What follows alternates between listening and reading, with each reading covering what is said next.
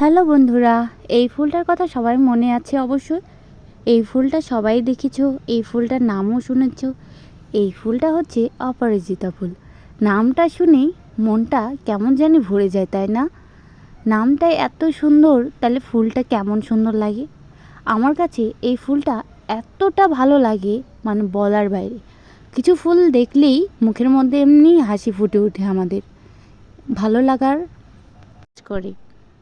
আমার গাছে এই অপরাজিতা ফুল হয়েছে, তাই ভেবে আমিও মাটি নিয়ে ফুল বানাতে বসে পড়লাম। আজ বানাবো অপরাজিতা ফুল। এই ফুলটার এতটা গুণ যেটা বলার বাইরে। এটার চাও খেতে খুবই মজা। তারপর এই কালারের রং দিয়েও ভাতও রান্না করা যায়। নীল রঙের ভাত হবে, দেখতে কালারটা অনেক সুন্দর। তো আমিও মাটি দিয়ে বানাতে বসে পড়েছি। কিছু জিনিস আছে এমনিতেই নাম শুনেই অবাক লাগে, যে অপরাজিতা, কি সুন্দর একটা নাম। এই ফুলটার এত সুন্দর নাম, আমার অনেক দেখার অনেক আগ্রহ ছিল যখন আমি এই ফুলটা দেখিনি। তারপর আমি দেখে এই ফুলটার মনটা আমার ভরে গেল। তো আমি অপরাজিতা ফুলের নিচের পাপড়িটি বসিয়ে দিলাম। আস্তে আস্তে আমি সুন্দর করে এটাকে বানিয়ে নিলাম। এখন একটু রোদে শুকিয়ে তারপর এটাকে আমি রং করে নিব। তো এর মাঝখানে কিছু আমি দেখলাম কাটা কাটা একটু শিকড়ের মতো। তারপর এটা আমি পিনের সাহায্যে আমি এটা দিয়ে দিলাম।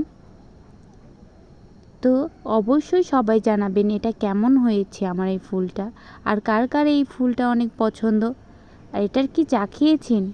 আমি একদিন চা খেয়েছি, চাটা খুবই মজা। আমি এটার কথা অনেক শুনেছি যে এটাই ফুলের চা খেলে সৌন্দর্য ধরে রাখা যায়, মানুষের দীর্ঘদিন সুন্দর থাকে এই চা খেলে।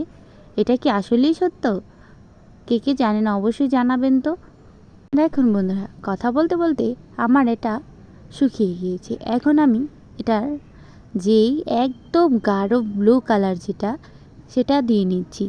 তো আস্তে আস্তে আমি সুন্দর করে এই ব্লু কালারটা চারদিকে দিয়ে দিচ্ছি। দেখো, এর মাঝখানে কিছু সুন্দর একটা সাদা বর্ণের রয়েছে। তো এই সাদা বর্ণটা আমি আস্তে আস্তে দিয়ে নিচ্ছি। এত সুন্দর ফুল কিভাবে হয়? আল্লাহ তাআলা কত সুন্দর সব কিছু সৃষ্টি করেছে, মাঝে মাঝে দেখে আমি অবাক হয়ে যাই। এই ফুলটা আমার এতটা পছন্দ যেটা বলার বাইরে। তো তোমাদের কেমন লাগলো আমার এই ফুলটা বানানো, অবশ্যই সবাই জানাবে। তো সবাই ভালো থাকবেন, আল্লাহ হাফেজ।